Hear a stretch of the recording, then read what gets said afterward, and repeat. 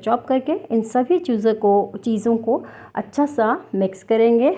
ठीक है, एक वाली बिल्कुल, ताकि मसाले अच्छी तरह से लग जाएं इसके अंदर। ठीक है जी, कहीं से भी आपने इसको छोड़ना नहीं है, बहुत अच्छा सा इसको मिक्स कर लेना है। और हम इसके बनाएंगे छोटे छोटे से बॉल, क्योंकि ये फ्राई होने के बाद काफ़ी फूल भी जाते हैं। ठीक है जी, अच्छा सा मिक्स हो चुका है ना, मज़ेदार सी आसान सी रेसिपी।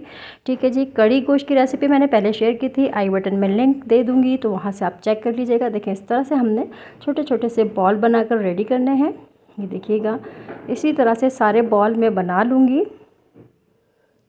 ठीक है, इसी तरह से हमने बनाकर यहाँ पर रख लिया है। और सर्विंग इसकी कैसे होगी तो वो मैं आपको बताती हूँ, क्योंकि हमने इसको कड़ी की तरह ऐड नहीं कर देना है, वरना ये सारे के सारे आलू बिखर जाएंगे। मैं आपको बताती हूँ किस तरह से ये सर्व किया जाएगा।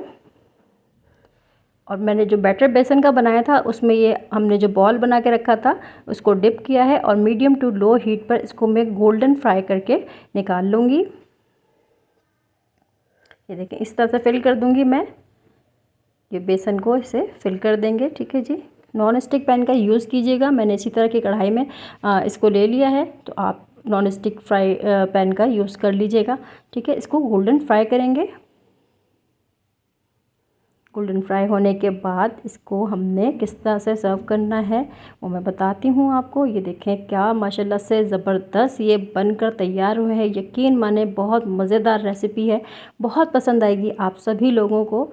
ठीक है जी, अब इसको गोल्डन फ्राई होने के बाद मैं इसे निकाल कर अलग साइड पे रखूँगी। मैं दिखाती हूँ इसकी कंडीशन। ये देखें जी, माशाल्लाह माशाल्लाह से क्या ज़बरदस्त बन रहे हैं हमारे यहाँ पर कड़ी वड़ा पकोड़े। तो मैंने सोचा चलो अब मैं नाम आपको बता ही देती हूँ। ठीक है जी, आप चाहें तो इस पॉइंट पे इसको निकालें और इसे चटनी के साथ एंजॉय कर सकते हैं, लेकिन हम यहाँ पर कड़ी के साथ बना रहे हैं तो इसकी सर्विंग डिफरेंट टाइप से होगी, तो मैं आपको दिखाती हूँ। अभी सारे के सारे इसी तरह से मैं फ्राई करके निकाल लूँगी। कड़ी हमारी बिल्कुल बनकर रेडी है। कड़ी की रेसिपी मैंने यहाँ पर आपको लिंक में दे दिया है, आप देख लीजिएगा जाकर। मैंने यहाँ पर छोटी सी एक प्याज